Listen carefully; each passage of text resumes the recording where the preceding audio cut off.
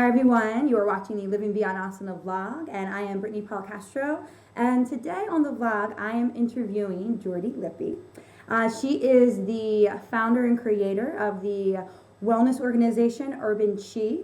She is also a health, wellness, and travel writer for several online publications. Welcome, Jordi.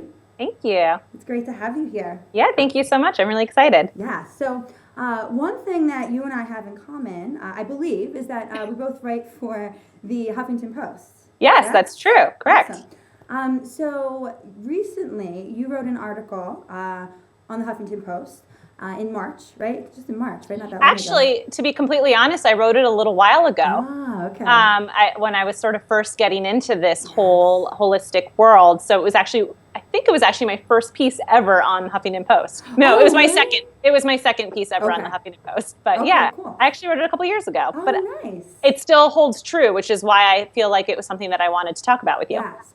And so this article, I love the fact that everybody's in suspense now. Like, what's it about? But I love the fact that you wrote it a couple years ago, because that tells me that, like, you just didn't just start this. Yeah.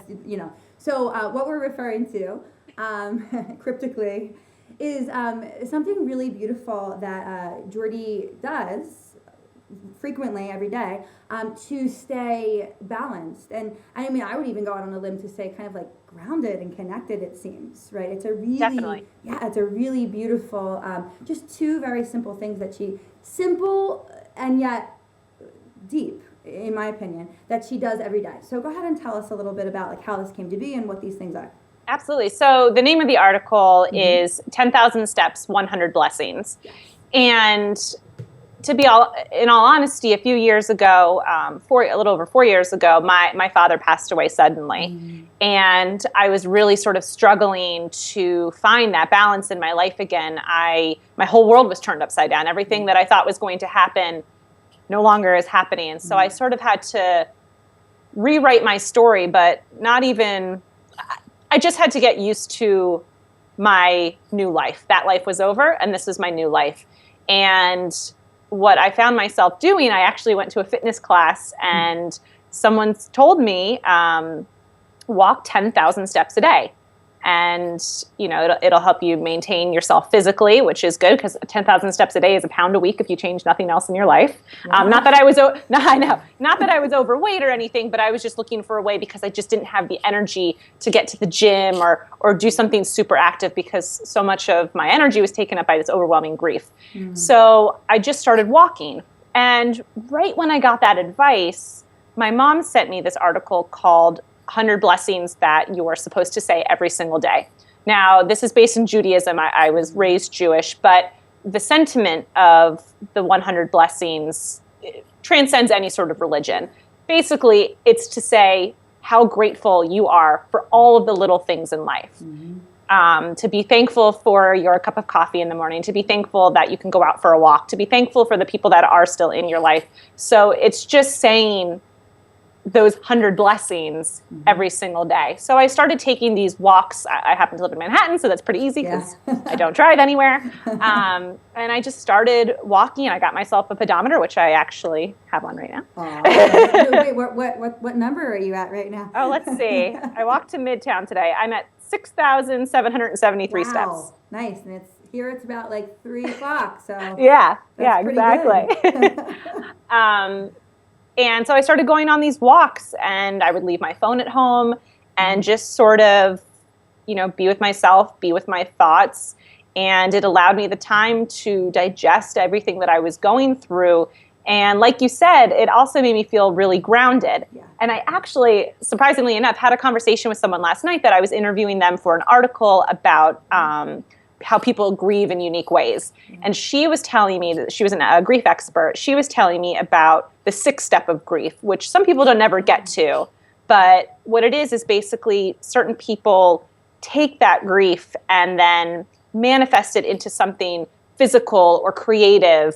And she said that walking is something that is very grounding, because that's the most basic natural thing that we could possibly do, or at least one of them. So she inadvertently, I didn't even realize I was doing that. But it just sort of hit me when she told me that last night. I was like, oh my God, this is this is what I did I've been doing for years to try to help myself. And my whole life has turned around since then. So I think it's just a matter of, it was keeping my physical balance and my emotional balance. And it was something very, very simple that I could do every single day, just to sort of put one foot in front of the other, because that's all I was doing at that time. And now I still walk 10,000 steps a day, like I just showed you. And I started bringing my fiance on my walks with me. I would bring friends on my walks with me. And it became this thing where I really looked forward to it. And now I do it every single day, and it helps me clear my head. It helps me come up with new ideas for articles. I'm sure my business spawned out of this, just after, miles and miles of this walking. But there's one thing that I did want, if I were to go back and change it a little bit, is, I think the name of the article was 10,000 Steps, 100 Blessings, Finding Balance Each Day. Yeah. And I don't know if it's necessarily balance so much as finding that flow in your life, which is something that I like to focus on a little bit more, because it's really hard to stay balanced in this life. Every day, my day is out of whack every single day, and it never goes necessarily how I plan. So it's a matter of trusting your gut and taking those little steps to help you just make your life flow, and for you to be able to go with that flow. I'm so happy that you said that. It was like, woo, exactly what I was thinking. Because when I first read the article, it's funny, just a couple of weeks ago, every week I theme my yoga classes the whole week. And then I put it on Facebook so people know what I'm doing. And the theme was balance, but it wasn't balance. It was, I talked about, and this just kind of came up, I didn't plan it, but it just came up while I was teaching, that how often are we actually balanced? Right. And it morphed into this conversation about, instead of seeking balance, trying to manage the imbalances. Right. Right? And there was actually then a student told me that there was a New York Times article exactly about that went out the same week. I was like, oh, okay. So when I read your article, I was like, at first I saw balance and I was like, And then I read it and I was like, actually, this is the same thing. This is because you're still busy, and I'm sure there's still times in your life, especially in New York, especially as a writer, right? There's times where you're not like, I have this equal amount of time with my partner and this equal amount of time. Right, never. But you're managing the imbalances that life in this century and this Western culture brings by bringing something that's grounding every day. Correct. Right, which is amazing. And it helps you I tend to be an anxious person. So it's something that helps you, or helps me at least, manage that anxiety a little bit, and to know that it's not going to be a balanced day. It's like, okay, it helps you go with the flow a little bit easier every single day. I mean, some days are totally out of whack, but my mom actually said to me the other day, man, she's full of wisdom, isn't she? Thanks, Mom. She said, not every day is a good day, but there's good in every day. Totally. So it's just sort of remembering that it's you can find those good moments in the day if everything feels out of whack, and to just go with the flow and go with the energy and sort of let go a little bit and have faith in the universe, that the universe has your back in the long run if you're if you're doing everything in a positive way. Totally. So how long have you been doing this? Been doing the walking? The walking? Yeah.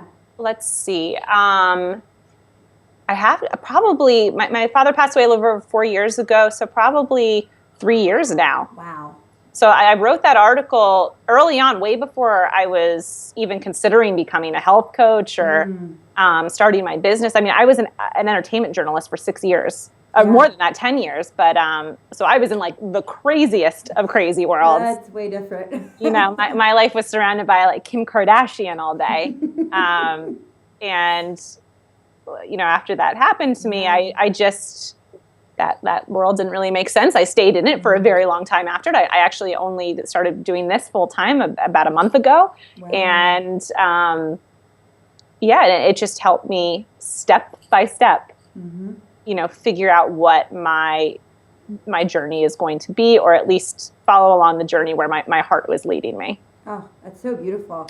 And it really is. I didn't even mean for that. It's beautiful, and I didn't even mean it. And it's I do a lot of work around purpose, and I have a course coming up around purpose, and this is, I'm not didn't say to you, Jordi, let's talk about purpose, but it's basically what we're talking about. This sad and traumatic event that happened, probably in some ways was a gift also to wake you up, right? Or to create a shift in your life. How do you feel about that? I don't want to put words in your mouth. No, absolutely. It's hard not to have a shift in your life when something like that happens. Of course. And people react to it in all different ways. I have 2 sisters and a mom, and all of us took that experience and completely had different experiences in the aftermath. And this is just how I did it. And you don't have to have a traumatic experience to sort of, to figure out your purpose or to have a big life change. And I just think it might not even hit you like, oh my God, I know I need to do this the rest of my life. Yeah. I've been doing this this has been a 3-year process of figuring out what I want to do. And there was just this huge, catalyst to sort of prompt it, but it could take years. So I just encourage people to be kind to themselves and be patient, because we're in such a fast-paced world. And I was in such a fast-paced industry that the walking and having these little blessings every day and gratitude helped me slow down. Yeah. And that's when those sort of things that are somewhere inside of you start to bubble to the surface because you're allowing them to. And the grief counselor grief expert that I spoke to last night said that a lot of people, or I guess some people, can take that grief and that feeling and take a nugget out of it, like you just said, and create something and do something physical. It doesn't have to be grand. You don't have to start a charity, but just walking or painting, or some people go skydiving, whatever it is, but just to take that nugget and do something with it. Beautiful. Awesome. So I'm going to turn this over to you guys watching. I want to hear from you. So it doesn't have to be 10,000 miles, right? Or 10,000 miles. Whoa. That's not, if you're walking 10,000 miles, you are. Yeah. It doesn't have to be 10,000 steps, right? It could be less steps. It could be something different. But what is one thing that you can do or you do every day to keep you grounded or connected or in a space of gratitude, right? Whether it's the steps, whether it's, 100 blessings. What is something that you do or you want to do to create that connection and transformation in your life? So write it in the comments below. And thank you so much, Jordi. This was really Thanks for having me. A beautiful conversation. I love how these conversations just kind of spin out into something deeper usually. Yes. So thank you. Thank you so much. Yeah, I'll see you guys next week.